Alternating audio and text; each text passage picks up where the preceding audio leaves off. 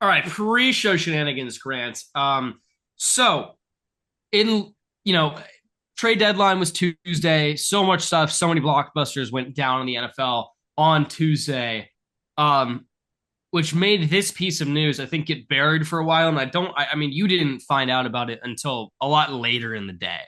Um, but Grant, Tom Brady cloned his former dog that died 2 years ago. So he apparently is a part owner in some like genetic clinic, and he took a blood sample and gave it to them, and they replicated his dog from 2 years ago. Many questions. So a lot of questions. How does one how does one how, We're not did going to they get into the science of it. transplant the brain of the dog No, into that a it dog, just or did they create a dog out of nothing? it's That's it my is big question. it is a dog that I'm assuming has the same DNA and everything as the last dog, but it's like a new dog. Like it doesn't have any of the memories or They anything. It's just created because they it's hatched this dog. yeah, no, it was Jurassic Park. Okay, that's what happened. That's the All right, best verb for it. that's what it was Jurassic Park. It was it was JP'd. No But better way Grant, to that put it. that that's making me think here. Do you think? Keep in mind, Tom Brady is a part owner in the NFL, and in the Raiders. Two-part question here. What is the Ooh. likelihood Tom Brady is currently growing a clone of Yeah, no, himself to that's exactly maturity where I was to be going. the quarterback for the That's Raiders? And exactly two, where I want to go with what this. is the probability that Drake May happens to be a clone of Tom Brady that he just started 20 years ago when he entered the NFL, just being like, oh, I know this is going to happen? Now I would say, well, here I was about to say something about Drake May, and then I realized something. Have you ever listened to an interview of Drake May? And it's not the video of him reacting to his older brothers doing the pretty boy meme. Like, have you heard Drake May Not really, give to an be honest. I like a answer couple times, to a question? but not recently. Pretty much where I go with this is he's like Justin Herbert, zero personality. I'm not talking to the media. I could not tell you a single thing about Drake May's life other than he's the starting quarterback for the New England Patriots, and his own fan base would rather have Roman Anthony over him. Yeah. No, That's what I that's know. fair. But the thought of Tom Brady cloning a new quarterback, I mean, once you told me he's a part owner of this genetics company, oh yeah. I mean, that was the end goal of the ownership to begin with. I don't think Tom Brady ventures into that realm without the end goal of, I need to replicate another Tom Brady. And let's go one step further. Now that he's the owner of the Raiders, he is incentivized to go make a clone. Like he's literally incentivized to go I create feel quarterbacks. like I feel like a clone of Tom Brady that is then coached by Tom Brady to accelerate I all think the that's development the is only quarterback in the history of Earth that would be able to be coached by Tom Brady and it works.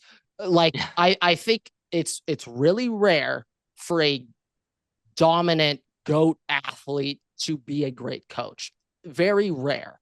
And I think like a big reason is, if you're a GOAT athlete, there's just many little things that you do that you don't even think about. It's just like natural. Second nature. Yeah. It just seems like a given to you, and it's just easy that you don't even think about it. And it could be like quarterback, it could be something as small as like your feet on how you drop back, something Yeah. tiny.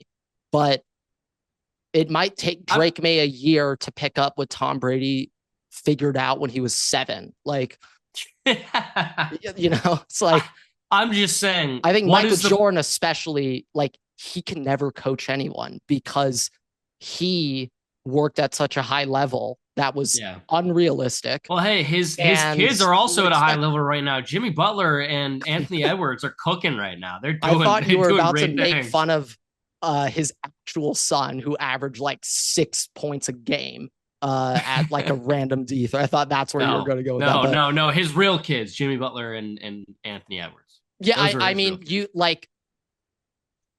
you get what I'm saying, that like No, Jimmy I and get exactly Ant, what you're saying. they like Michael No, Jordan could probably tell them to do a ridiculous workout, and they'd be like, "Yeah, like that sounds right. Like we should be doing that if we want to win." no. I get what you're saying, but it's also detracting from the original statement. Oh Grant. yeah, no. Get back to what is the Tom Brady likelihood that cloning. Tom Brady? We see somebody that looks exactly like Tom Brady, maybe called Brady Tom, in 20 years. Well, I think let's not make this too obvious. I think he should go with like Rob Brady. Not Tom Brady Jr. Yeah, a little too direct, it's a little too obvious. And like, I feel like Tom Brady would like copyright the clone for using his name. So like that wouldn't be okay because that would hurt his brand. But like TB12 electrolytes could take a whole new meaning if this clone ends up being lit. Just think about that brand now too.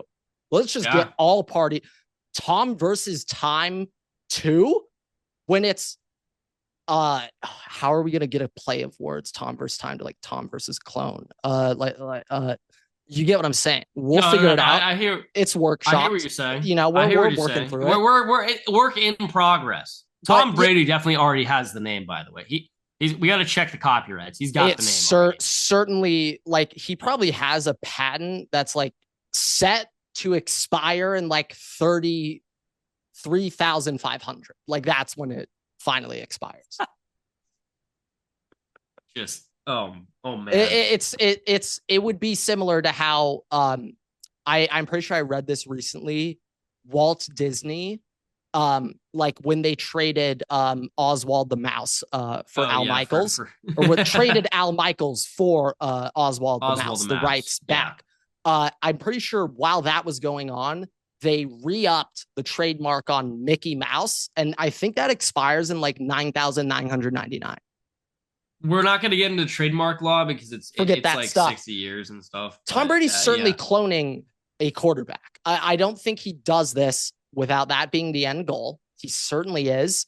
The question is, though, is he going to also like Shohei Ohtani, this kid, to also be a safety and like a linebacker too? Like, are we just, let's start small. Let's just clone a quarterback. Or are we going big? I think first iteration has to be quarterback, and then he's going to be like, well, how far can I push this? And then he has a second question. Would it be a net positive or harm to society if he cloned another Gronk and we just had another Gronk brain out there? Combo. Just a brain of Gronks. I think the world can only handle one Gronk per at a time. Earth. Per era. Earth. Yeah. One Gronk per time. Yeah, I mean, Kittle. Tight ends alone are a breed enough that there's gonna be somebody. I mean, like we already have. Tucker Kraft is quickly approaching the Gronk category of talking just injuries, injured tight ends, not injuries. What path do you want to go down pure there? love of tight end and vibes like that. That's the vibe. I think. Without doubt. Also, I don't know if Tom Brady cloning himself would result in a successful two-way player. Oh yeah, really good point. Actually, really good point. Let's take it last step. If he also clones his kid, would that clone also get drafted by like the Giants in the MLB draft out of high school as a catcher? People forget that. Well, ooh. I kind of feel like Scratch his kid, Grant. Tom Brady's going to clone himself twice, one for the NFL and one for the MLB, and he's going to just see which one was more successful. He needs to know, like, could I have done the MLB thing? Like, here's my next question, Grant. Could I have done it? Because he was drafted by an MLB team, I'm pretty sure. I forget. I don't know. He clones himself, and that clone has the same DNA and the same name as him. If that kid's good at baseball, I think he's still. But this is where I'm going with this, though. If he clones himself and that kid has the same DNA as him and the same name as him, does the team that drafted him technically retain the rights to the cloned kid? Ooh, he's the same. He's the same person. This might be like FIFA career mode regens. I'm not sure if you play enough FIFA career mode, but when like Ronaldo or Messi retires, they re-clone the player. They're like, if Messi retires, then there will be a new 16-year-old Argentinian in the youth academy for Barcelona the next year. It might just be like that. It's like a regen, and boom, just goes back in the system, right back. But also, like that clone, when they retire, Everett, they get a regen. So Tom Brady will literally exist forever as long as the clones keep playing well. If the clones got to keep anybody, playing well, but if anybody exists forever, Tom Brady would be the dude. I think let's end on this. Figure it out. Who has a higher likelihood of grounding into a double play to lose the World Series? Alejandro Kirk or Tom Brady's clone, if he was the catcher for the Blue Jays? Who has a better chance? TB12's not grounding out. TB12's not grounding out. With that 5'1", 40, you're not sure? Oh, no. TB12's hitting. You're just he's saying, hitting the home run. The ball hit would not be. I'm assuming it is not a ground ball. If it's a ground ball, which would never happen if TB12's in that position. But let's pretend it did. I mean, I think TB12 would still beat out Alejandro Kirk. I'm gonna be honest. Today, and I'm talking today. As a 49-year-old man. Oh, boy. What is going on, everybody? Welcome back to another episode of the Waterboy Podcast. Today's episode 347, and it is now officially football season on the Waterboy Pod. If the Dodgers got eliminated earlier, it would have been football season a while ago. But because they lasted quite literally until the last possible day that the MLB could have played, it's now football season on November 5th. I couldn't tell you the next time you're going to get a baseball breakdown. But massive week during free agency. Sports. Yeah. Massive week of football specifically. Also, you know what? Shout out to college basketball starting back up. I just want to say big damper on the return of college basketball because ESPN still hasn't reached a deal with YouTube TV. I just thought about the quad box potential on a Tuesday, on a Thursday. I'm getting with college basketball by the way, right now as well. Well, adds up a lot. But just the potential of a college basketball quad box on a Tuesday night. Oh my goodness. Oh, it's great. Oh my goodness. It's great. I've never experienced a college basketball quad box. Well, there's no more Pac-12. You get Maction. Right? Maction's on Tuesdays, aren't they? Yeah. No, you get Maction in one corner. You got like Duke, Kentucky in another corner. You got like to be determined, but there might be some trouble brewing. Kentucky. Okay. I don't think Perry's going to enjoy that. Onto the NFL though. Well, you want to start with the NFL, or we want to just quickly? There's not much to talk about for college football this week. There is. Like, it's a pretty good week. It's a pretty solid week. Saying when it comes to ranked matchups, like it's not like credibly.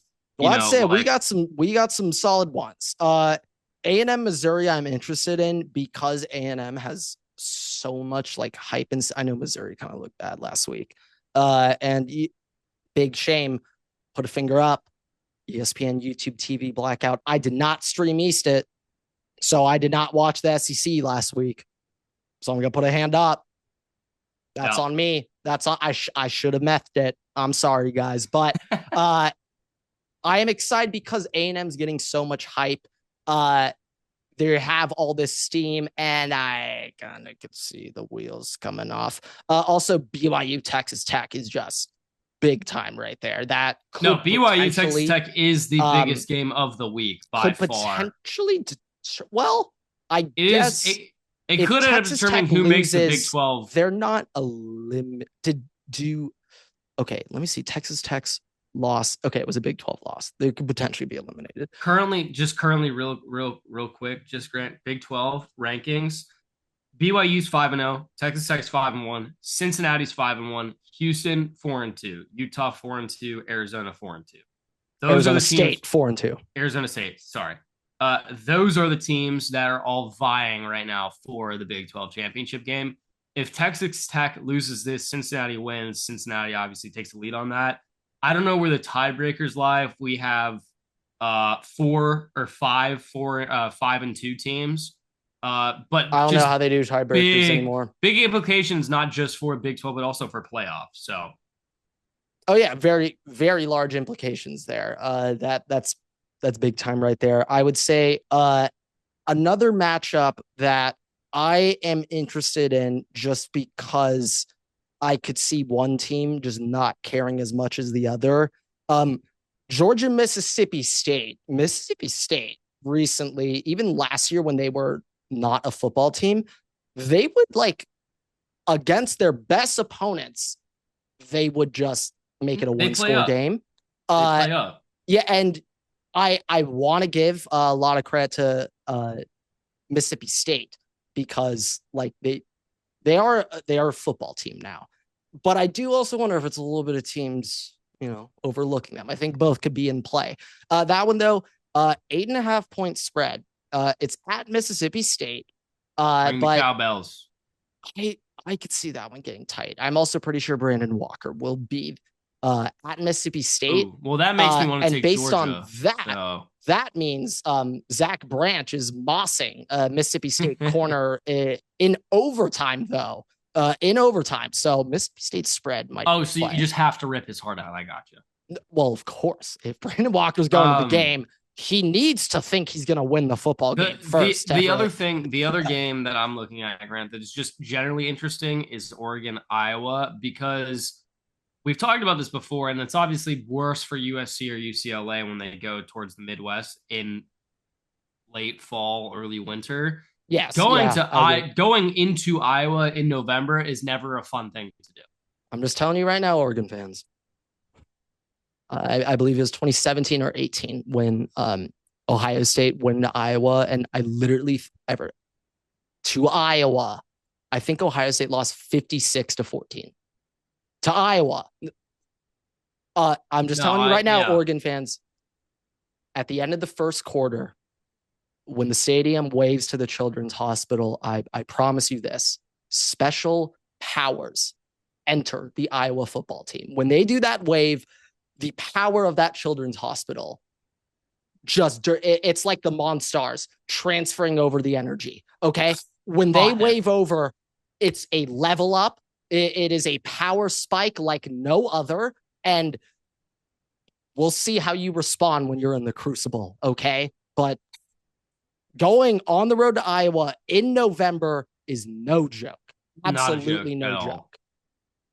No.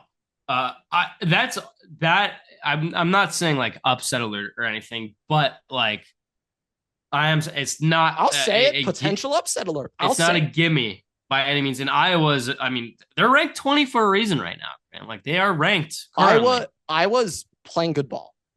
Yeah. Like Kirk Ferentz, what he's done at that program, like he should have. They should name either.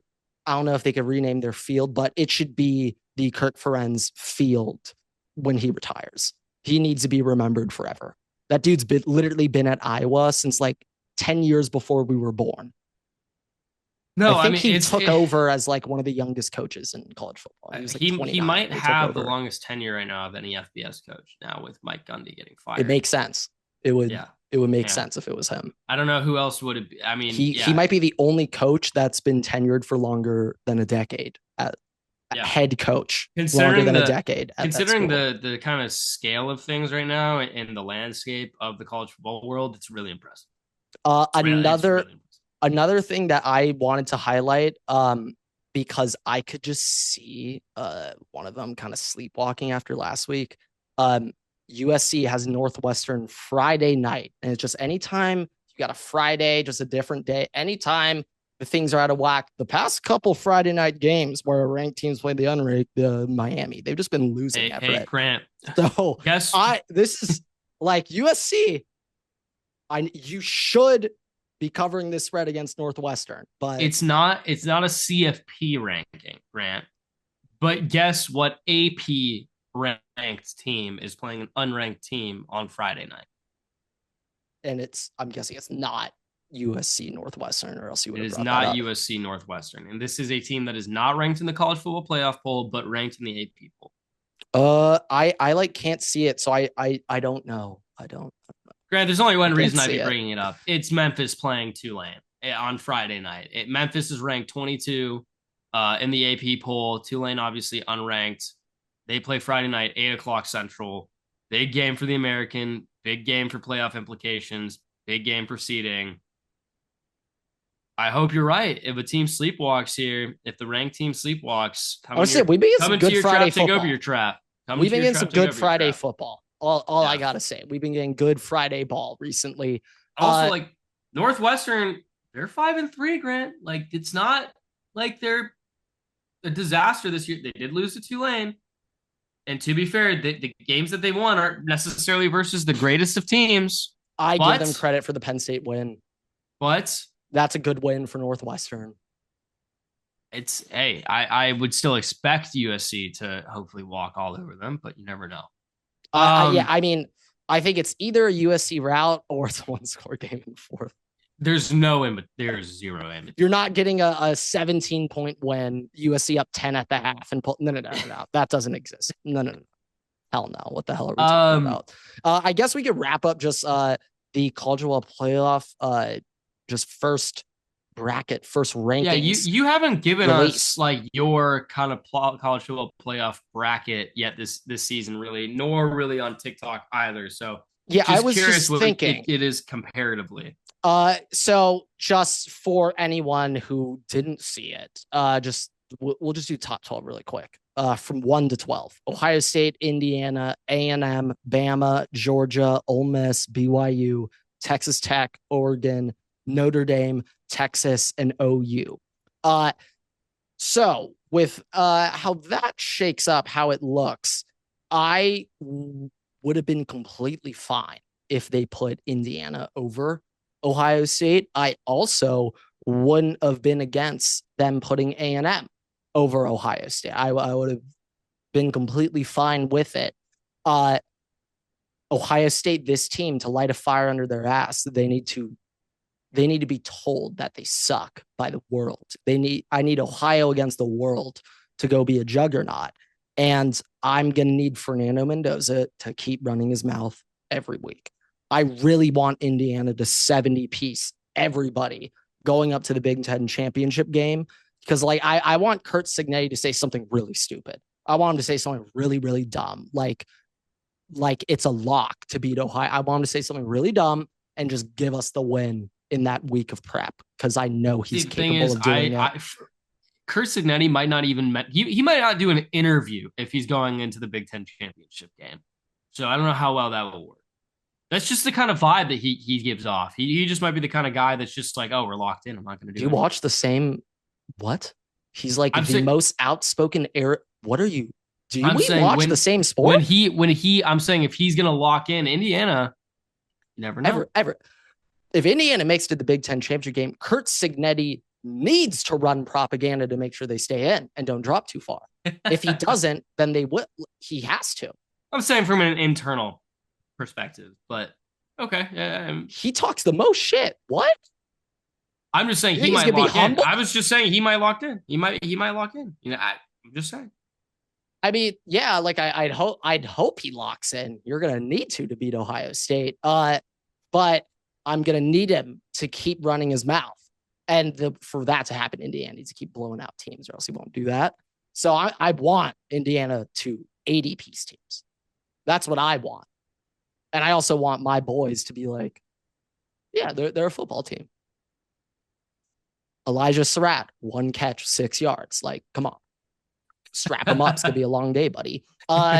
Yeah, I do think, though, Ohio State, they need to have a fire under their ass, unfortunately, for them to operate at that level, which kind of stings. But, you know, it's college football. They're 21-year-old kids. But, yeah, I'm happy Indiana is 2 over A&M, because the playoff is kind of setting the precedent that Indiana's in. I think the rest of their schedule is quite favorable. Let me pull it up real quick. Indiana, they're already 9-0, so only 3 games left. Penn State, Wisconsin, Purdue. Yeah, I would say that's pretty favorable. So pretty favorable schedule outlook for them. That is interesting. A&M, though, I need them to just stay up there at the top. I need them to be up there, just propped up, because when they get demolished by Texas at the end of the year, then I'm just curious to see what narrative Heather Dinich spins to say, well, actually, Texas, they were the best team all year. I mean, I know they lost to Ohio State, but that was week 1, you know, way different team now than they like.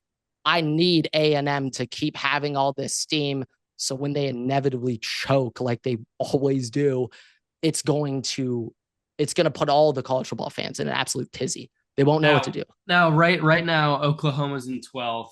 That spot is currently set to be going to Memphis, G5 bid. Just looking at the rest of this, this is kind of what I think people were expecting to see. Not these teams specifically, but I think what people were expecting to see last year when the playoffs started. Not like Boise being a 4 seed, Arizona State being in the playoffs. I don't remember the opening. Was Boise like a 4 seed to open the first college football playoff? Well, let me look. On ESPN, they might have prior. Boise was 8 in the final rankings, but I think. Oh no, they weren't the 4 seed that year. They just made it to the next round. Or no, they just got a dog walked in the first round. Mm-hmm. And then Arizona State made it. They got the bye. Yeah, Arizona State. Yeah. Yep. Anyways, yeah, no, just I think this is a lot more what people were expecting to see team wise compared to what last year was. I have a concern. Why is Notre Dame above Texas and OU? Unfortunately, the committee has told you Notre Dame is in. That's what they told you with those rankings. So, yeah, 2 loss, they're in.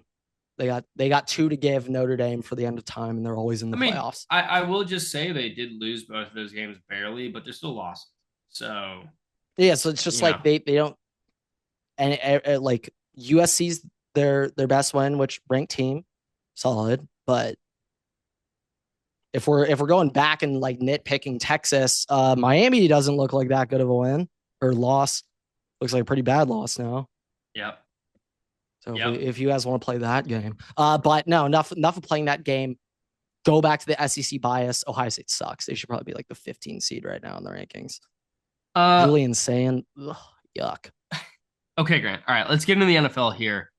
I know we have the game slate to get into. A lot of news this week, just especially with trades and other things going on.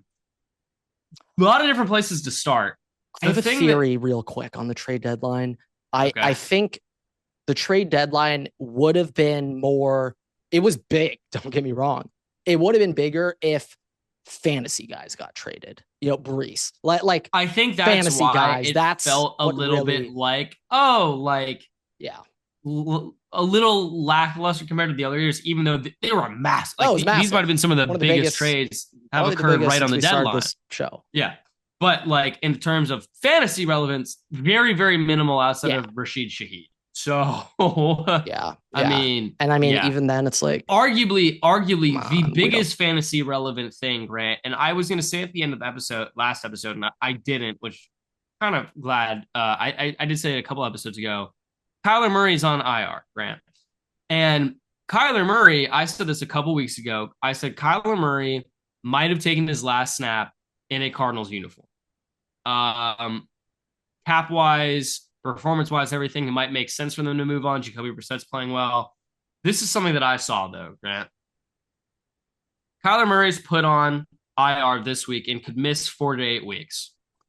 Is this the early sign that Black Ops 7 is going to be a generational Call of Duty game? Is this like the groundhog seeing its shadow? Yeah. Now I don't know this. Do you know the release date of Call of Duty? I think it is. Let's see. I'll be honest. I just took a year off. November 14th. I just took a year off of Call of Duty, boys. So don't yell at me. A week from Friday. No. This checks out. Yeah, this 100% checks out. Is he getting it early? And is that why? Yeah, I'm telling. Is it like a groundhog? Like I told you, like Groundhog's Day. If you can tell whether or not it's going to be more winter, is this going to say whether or not this is like the best Call of Duty of all time? It's quite fitting. Kyler Murray Groundhog Day. But Kyler. We have a generational Call of Duty coming out. That is heard it here first. But yeah, Kyler Murray most likely not a Cardinal. I'm pretty sure like season, Battlefield just dropped a BR. So, Activision's got to compete right now. So, they're all in. Oh yeah, big time. And they got to go sign their free agents. And Kyler Murray is one of the hottest names in the Call of Duty free agent market. Oh yeah, he will be streaming with FaZe next week. I'm putting pretty that sure one he out is there. in Fate. Well, He maybe is. not That's what anymore. I, But I I don't know, but he will be streaming with them most likely. there was a Got to nice beat period where Optic. like him and Brawny were in phase and they would just Yeah, stream 2K. they were just casually there. You know, you know, I, I'll say this. Um, Kyler, it's also the NFL. You're going to be under much more scrutiny. Everett, if we didn't win the World Series, I would be destroying Blake Snell for playing 2K up until 5 a.m. the night before both of his World Series starts. Did you know that? I He stayed no, until 5 a.m. I was the night unaware about that before one. both of his World Series starts. I don't know why you do that, but Unless, hey, now if we have the data that proves Blake Snell on 3 hours of sleep playing 2K well, all then why do you night, think his eyes look that way? He's playing 2K till 5 a.m. well, he tweeted out, I think he literally tweeted out this morning at 4 a.m. Yes, I'm still playing 2K and stop making fun of my eyes. Like I literally think he tweeted that out. I will say Hey, though, Blake Snell used to be hilarious on his MLB The Show streams. He used to be hilarious. That's how I first all I'm found saying out is about it. it's not too late for Kyler to go back to the Oakland A's. He can still go back to the Oakland A's. So still plot. He's only 28. Only 28. Yeah, So I mean, I was he'll looking up, probably get to the MLB really quick because you they know, could use him. River Ryan and Gavin Stone are 27. So hey, Michael Bush got called up at 28. Anything is possible. Very possible. Anything. Grant, one other thing. Except Michael Jordan making it. That's not possible. Come on, let's be realistic. One other thing before we get into just trade deadline and the picks for the week. This is a weird thing. This is a little bit of a not necessarily an ESPN stat, but we've done this before with Alex Smith, comparing injuries between him and Joe Theismann. Oh, okay, we're going there. We're going there. Brent, this is you're gonna also... make me look up a picture of Alex Smith's leg. I have to do it. I gotta look it up just to remind myself. I did not suggest that. You didn't. This is me. But Grant, this also, I don't know if this is just something that now that just runs in the vein of the Washington Commanders franchise. Yeah, he's looking at the leg right now. I can see that reaction. I don't know. We had Joe Theismann, Alex Smith. Grant. It doesn't quite like now do it to me anymore. Now we have Jaden Daniels. Now we have Jaden Daniels and RG3, Grant. Both were drafted second overall. Both were drafted by the Washington Commanders. When they were injured, the catastrophic career-changing injury for RG3 against the Seahawks. Both playing the Seahawks. Both were injured on Northwest Field. Yeah. It was Is it second FedEx down. Field? Northwest Field. Don't know. Or FedEx Field, I guess. Same field, though. Same field. The shithole. The Dan Snyder built. Both were injured on second down, and both were injured on the 4-yard line. And, well, I don't exactly remember the RG3. I think both were game was over, and they shouldn't have been. I'm pretty sure RG3. Yeah. But it is the exact same. It's the same down markers, same yard line, same field, same team, yeah, I'll say same this. Team against. I'll be honest. I am a sicko. I am that Kevin Durant. I'm getting a fraud alert, though. You must be sick if you enjoy this. I am in the depths of me. COVID after losing to Michigan. That's how sick I am watching the downfalls of teams. But I was listening to PFT rant and pout over the situation, and PFT went with an angle where he thinks this is going to lead to Dan Quinn getting fired. And PFT believes 1 year reload. Go lose next year. We need some more players and then we'll be competitive again. But like, I would say for that gruesome of an injury, maybe the best possible gruesome injury he could have possibly had, the non-throwing elbow, the best non-throwing elbow of gruesome, disgusting injuries. That was the best. Yeah, do not, advisement, do not look it up. Do not look it up. Advisement, do not look it up. And the first time we were all thinking leg. We all thought because he kind of was holding. It looked like he was like holding moving his leg. One of the legs like back and forth. And like he tore his ACL or something. Still, and I was like, That looks like just leg. And I will then just say that he had an elbow on the other side of his arm. upside down. That's how I Some could would say describe it. He had an backwards. inverted elbow. It was like a noodle, like from Harry Potter when his arm kind of goes like in the second movie. Like That's Ron, I got splinched. Yeah, something like that. But yeah, yeah. But just considering there's no ligament damage, it was purely a oh, is that dislocation. confirmed? The MRI was negative, like purely dislocation. Like it worked out for what it looked like. Right, it looked like that thing might have needed to get chopped off. Like Now, I don't know if you remember this, but when Jaden pre-draft, before him and Caleb got drafted and Drake May and all of them, I remember it was like a viral picture. yeah, Jaden Daniels on of his LSU, elbow. but Looking I'm weird. pretty sure that's both elbows, and I'm pretty sure Mhm. he's screwed up. And It's not like that's just what the it picture looks. specifically was his throwing arm. So No, yeah, but I think yeah. both were already messed up. What if he's like double jointed elbows? I wouldn't be surprised, but also it shouldn't go that direction. Yeah, no, even no, if no. you're double jointed. I But would it might be advise- why it might be why he sustained like injury. Yeah, I mean, as a Chargers fan who knows the injury bug quite well, I would prefer Justin Herbert to not have an inverted elbow. Don't get me wrong. I'd certainly prefer him to not. It looked have like that. a cosine wavelength. Grant, that's what it looked like, a cosine. My God. For anyone in pre-calc right now, you're welcome. Well, hey, you don't even have to look it up. You're in pre-calc. Go on whatever. You better know your SOHCAHTOA if you're in pre-calc right now, boys. God. ACT, welcome to you. That is one topic, Everett, that it is in one Ingrained. ear. Take the test out. Gone. Yeah. Take the test out the end. Yeah. Okay. All right. Well, let's get to the trade deadline stuff real quick. Arguably, honestly, the biggest thing to talk about is just the Jets, and we'll talk about the games.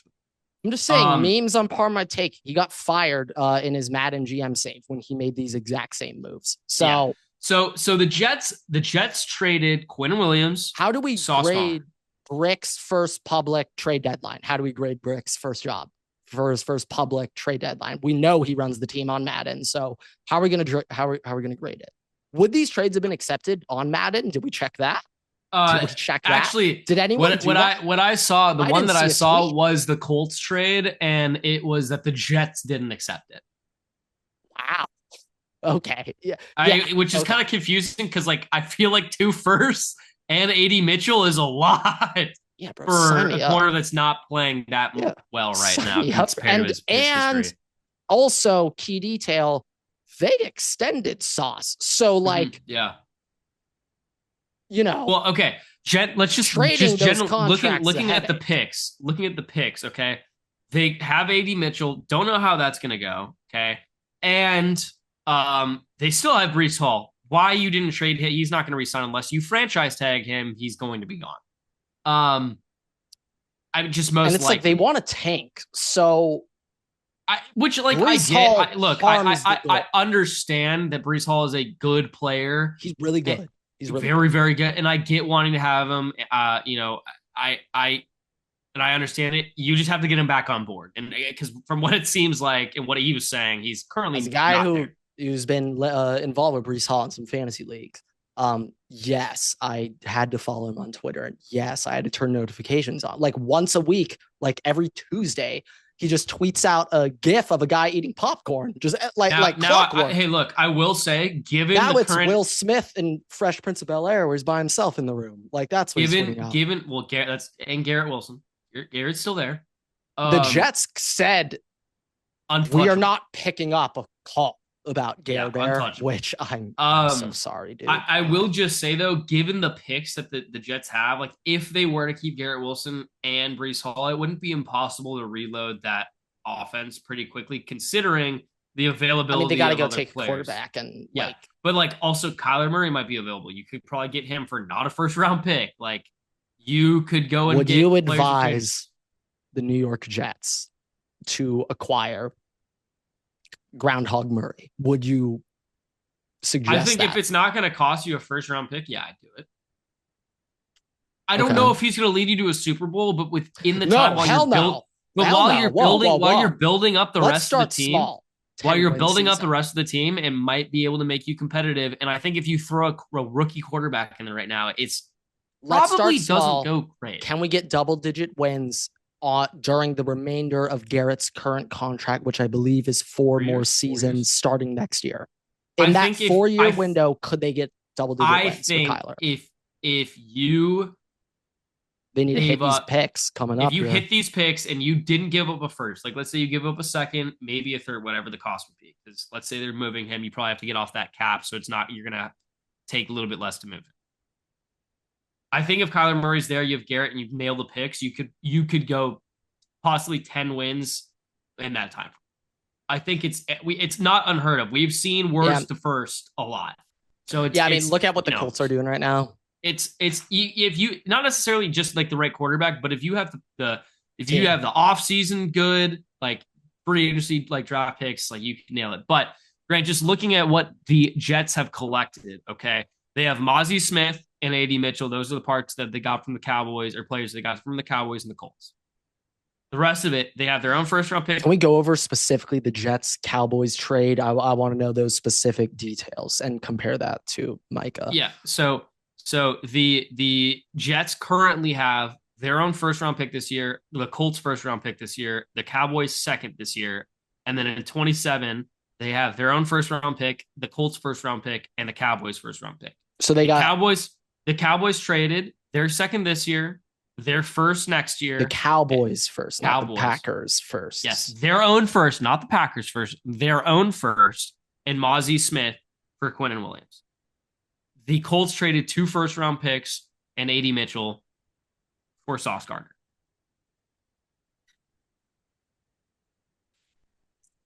Yeah, I don't know about that one, Jer. I mean, personally. So did they essentially trade Micah Parsons for Quinnen Williams and then you downgrade your first? So they traded. Is that what happened? They essentially traded Micah Parsons for Quinnen Williams, what's his name? Kenny Clark, and a first round pick in 2027, I think. Okay. And maybe a 26 first. I don't remember. There was something. It's an interesting team building philosophy to go big. Hey, I mean, tackle. if this was 2 years ago, and you told me you got Quinnen Williams and that you didn't have to give up, like you still had first and stuff, like that's a good deal. Well, I'm not talking about Micah Parsons' side of it, but until just you're Quinnen like, Williams. oh, you had that. I also, it's just kind of interesting because Quinnen Williams doesn't play outside the same way Micah Parsons does, and that's the problem that they had. That's what I'm saying. It's like, so I'm a little surprised that they didn't go after an outside linebacker. It's just an edge rusher, and it's like, yeah. So is Jerry gonna go?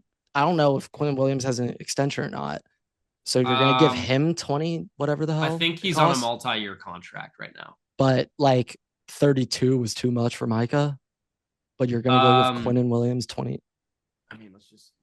How much I have no idea. How much is Chris Jones' contract? Like 20. I'm just looking up Quinnen Williams' contract. So he is currently he is a free agent in 2028. It's a void year. He is currently on not his rookie deal, right? He's been in the NFL for a minute. It's not a rookie. He got an extension in 2023. It was a 4-year deal worth $96 million, $24 million a year. APY. Okay. So not in the same wheelhouse remotely as Micah Parsons. Well, I'd say it's just different. Like, no, it's also a different position. It's a different possession. I love my big boys in the middle on defense. Don't get me wrong. I love me some tackles. It is also I saw this kind of meme. It's the still from Madagascar when Alex gets shot with the tranquilizer dart, and it's just him with his eyes open. King Julian. No, not that. No, it's when he's in the subway and he gets shot with the little dart. Lemur thing? Mort? What is that little thing? The little guy's Mort. Yeah, the little teeny guy. But it's the meme where it looks like Alex is about to crash out that people use, where it's just like his eyes are like super wide open. Oh, I do know what you're talking about. And it said Daniel Jones realizing the Colts are going all in on him, spending all their first and stuff. Like Yeah, no, He had no it's literally the pressure. meme when you accidentally become important at work. He And had no pressure. Quite literally, he like last week, but not now great, but all now of the pressure of a franchise is on I his shoulders now. am I wrong in tell me if I'm wrong.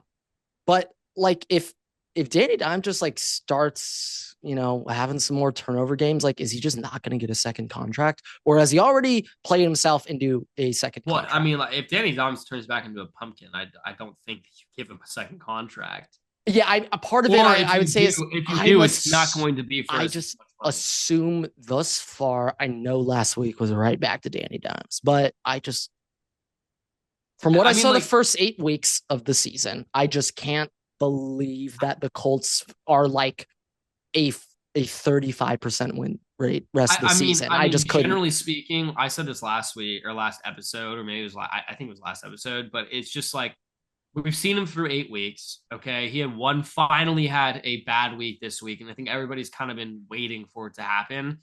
If he recovers and plays well, or at Yeah, least the Bolger ran him sizably over. better, then it's just like okay, he's good. He's like then Yeah, yeah, I I mean wouldn't worry the about it. Temple of Doom, it templed and it doomed on him. But So as long as the Pandora's box hasn't been open for Danny Dimes, I wouldn't be. I'm not necessarily concerned about his. But okay, Grant. Let's get into this week's game slate. Last week I went 10-4. You went I was bad, 8-6. okay, two games back on. I think you had a 5 game lead on me, so back into three here. I'm now below 2/3 win rate. I am making a promise right now that Oh, I will be better. This is unacceptable. I think I've had like 3 straight weeks where my overall record has dipped in percentage, and we're nearing a point in the season where if I don't start picking up a 12 and there's bye weeks. If I don't get a 12 yeah. and 2 here, if I don't get an 11 and 3 coming up here, then I don't think I can hit the 70%. So this is I would say this is we'll find out after this week. Is the 70% dream still on, or do we have to wait till 2026? We'll find out. But I mean, just to be fair, was a little bit hard to predict the Panthers beating the Packers. Was a little bit, I mean, not necessarily hard to predict the Steelers over the Colts, but like it just yeah, no, it wasn't wagon too tough. Cardinals That over the one, Cowboys a little bit yeah, that of was pretty surprise, random. but Uh, yeah. but without further ado, here are the games for the week. Bye weeks: Bengals, Cowboys, Titans, Chiefs. Chiefs, screw you. Okay, Thursday night football: Raiders at Broncos. Berlin game.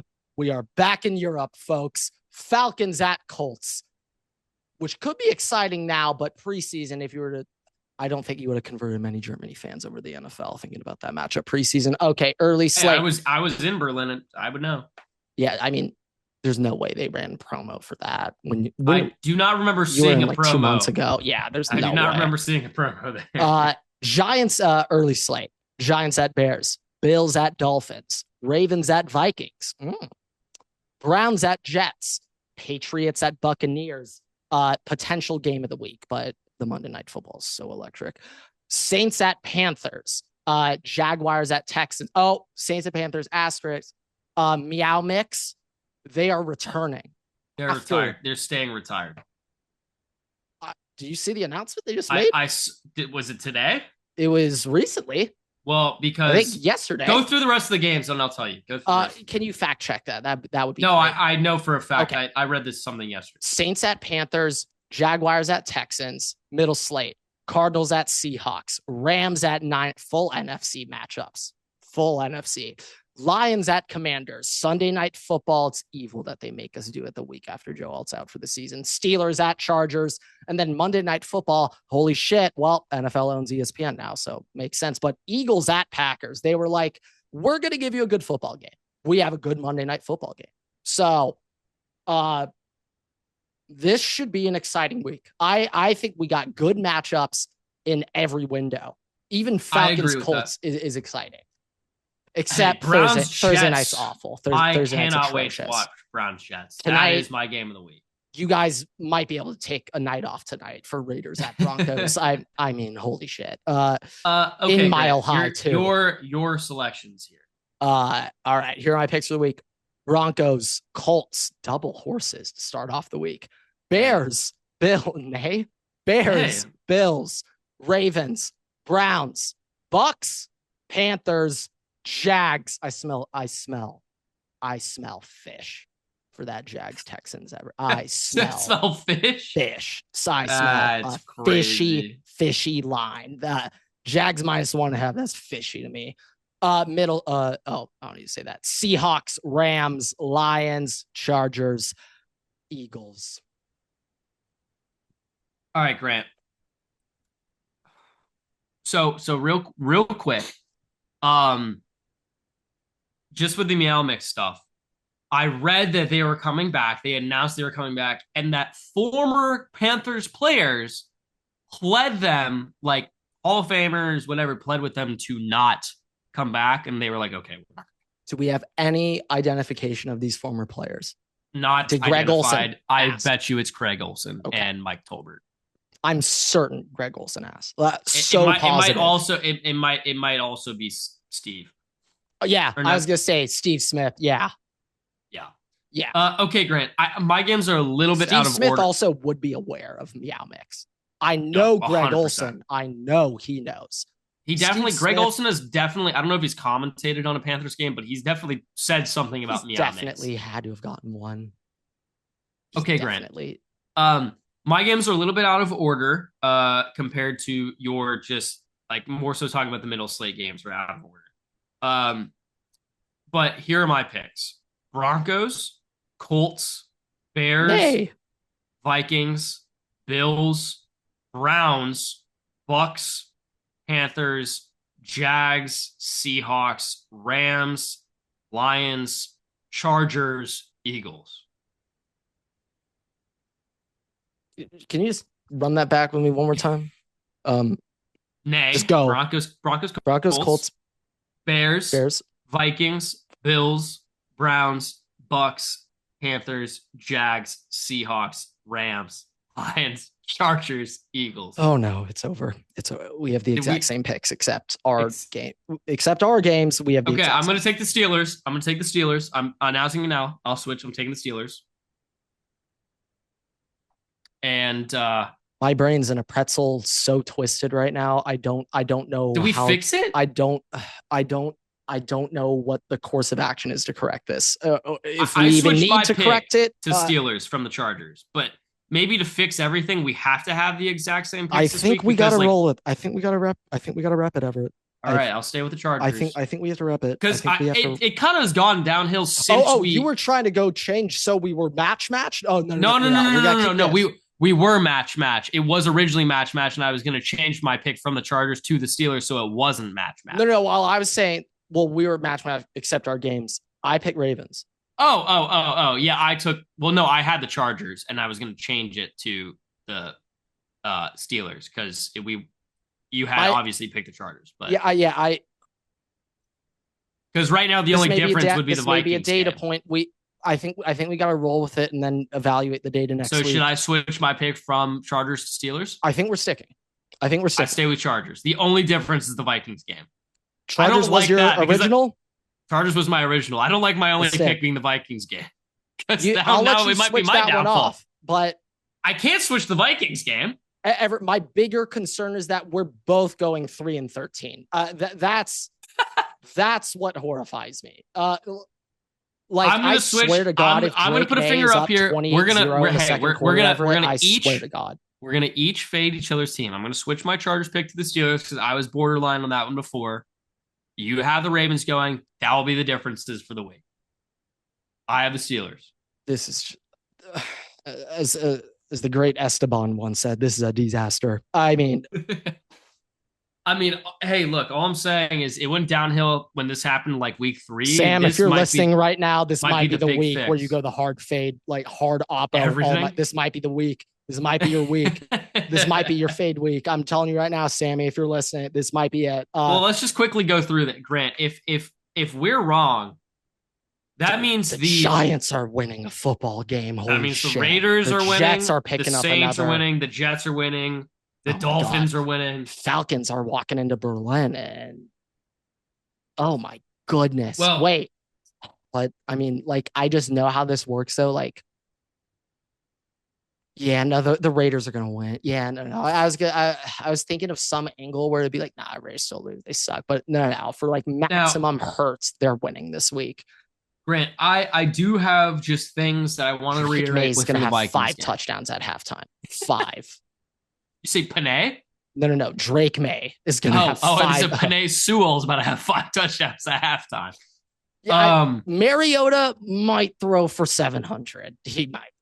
Honestly, for the betterment of the league, I hope we're wrong about all of our picks because that means for the I'll just NFC say North this. at least My it's better for the one Vikings. my one line this week where I saw all of them and I was like, I actually feel really good about the other side to cover. I think the Arizona Cardinals are going to cover this Seahawks game. 6.5. I wouldn't be surprised. Hey, it's in good. division. It's in division, and we've said to date, Grant, Throw everything out the window. Throw everything out the window. That is my. Oh, that game's not going to be good. Then you check the score in the third quarter. Like the Cardinals are up 3 with 5 minutes left in the third. That's that game for me. Well, Grant, I want to reiterate something I mentioned early on in the season, and I think it's very pertinent right now. This is for the Vikings with the Ravens. You'll remember this as I'm saying it. But Grant, the Vikings and Ravens have matched up 7 times. The Vikings are 3-4 all time against Baltimore. In the 3 seasons that they beat the Ravens, the Vikings went to the NFC Championship game. In the 4 seasons that they lost, the Vikings fired their head coach. Now, also, you are the only 2 purple teams in the NFL. Yes. Yes.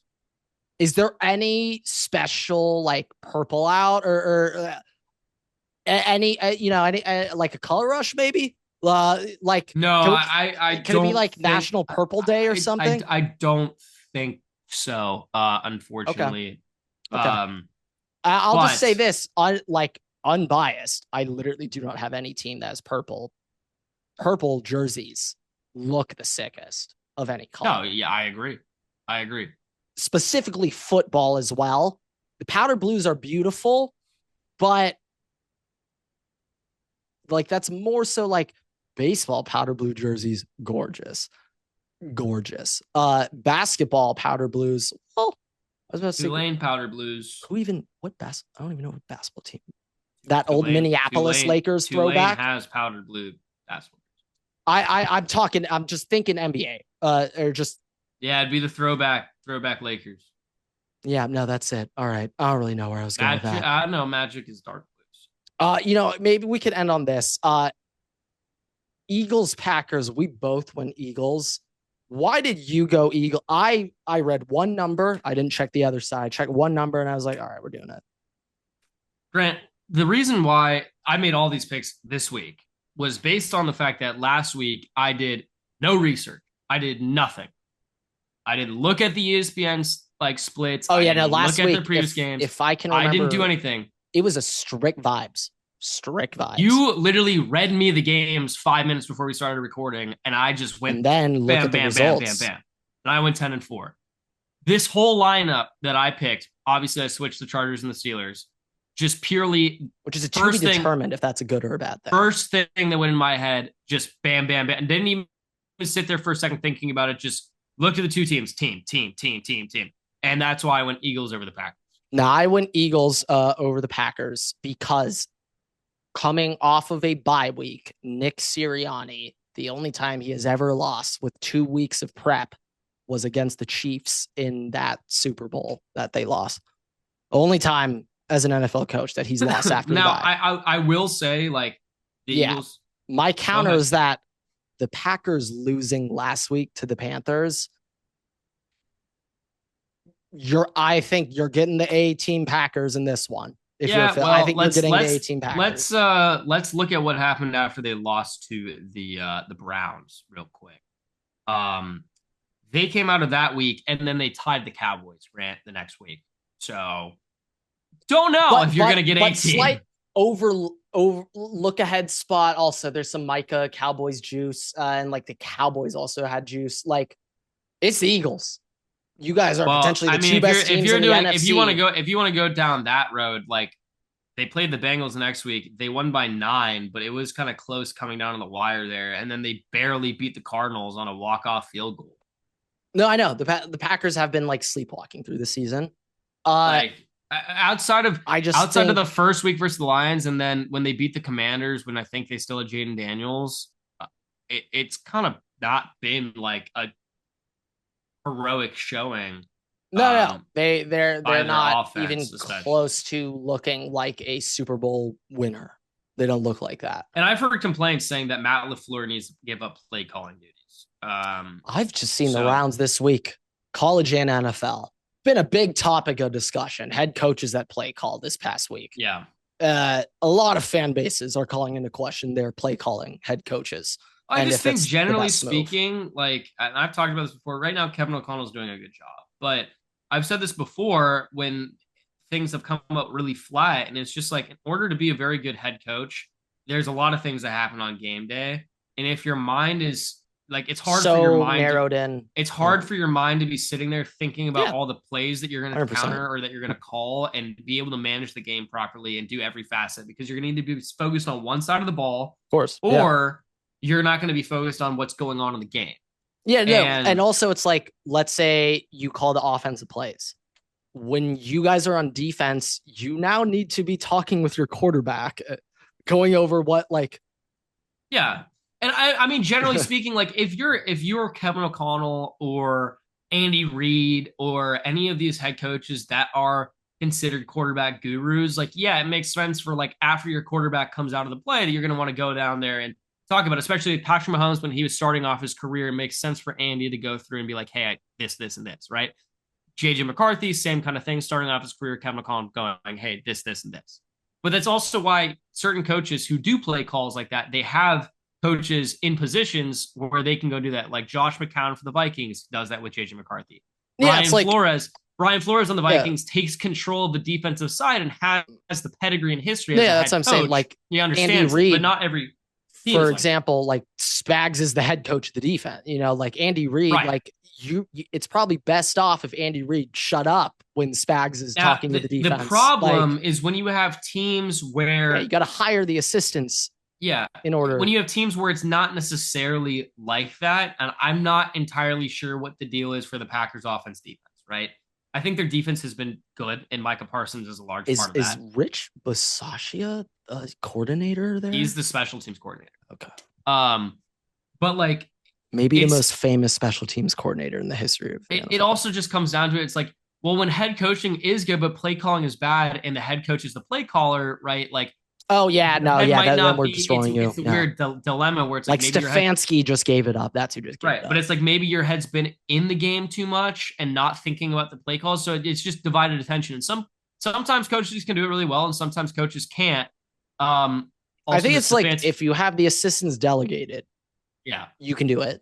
Yeah, but if you don't, I also think like with Stefanski, it's a little bit weird because last year he gave up play calling midseason to Ken Dorsey, who was then fired. So we'll see how Tommy Rees does. And I think maybe, hopefully it's just like, hey, I want to give this guy kind of a shot and get him some exposure because the season's like we're probably not making the playoffs. The fact Tommy Rees is really now in Cleveland is hilarious. But yeah, but I don't know. We'll see. I think that there's a couple of coaches, and like I said, with LaFleur, like he's a guy that I've heard people complain about. I mean, if you just look at the Packers offense thus far, I don't think we have raving reviews over LaFleur's scheme. I don't know. Shanahan still calls Niners. Yeah. Or no. Or I think he does. Actually, I'm not sure because I think Mike McDaniel called it when he was there. So I don't know if he currently calls it or not. Sean McVay, I'm pretty sure. I don't know. Kevin O'Connell called it in I think those years. I don't know what his deal is right now. I would have at least when he started when he started as a head coach, he called it. So I don't know what his deal is now. But I mean, if you're just look at some recent examples, like the first year Ryan Day gives up play calling duties, like they win the Natty. So like, I mean, yeah, I mean, it can be beneficial and it can be harmful at the same time, depending on who your coordinators are. So it's all about the staff. I'll say it's like, I'm not like really strong one way or the other. You look at Andy Reid and then use Ryan Day as an example. It's like both methods can work. Like you could be Yeah. dominant No, fully. ways. Fully. But I Yeah. do think once you give up play calling, it's very hard to be like, all right, now I'm taking it back. Like Oh, you just I agree with that. Yeah. Like if you give it up and then you're like, no, I actually give it back, like issues. Gotta fix that those. There's that tells problems. Gotta me fix that those. yeah, That should not yeah, happen. no. We should never be flipping twice in a year. Yeah. But all right, with that, thank you guys so much for watching, listening. Rate us 5 stars. You can find us on Spotify, TikTok, YouTube, Twitter, and on Instagram at Waterboy Pod. You can follow me and Grant on Twitter at Ever6 and at Waterboy Grant. We post new episodes every week on YouTube and all podcast platforms. So make sure to subscribe, turn notifications so you miss a single episode. We also post exclusive content on Instagram and on TikTok as well. So make sure to check us out there as well. And with that, we'll see you guys in the next episode. Waterboys out.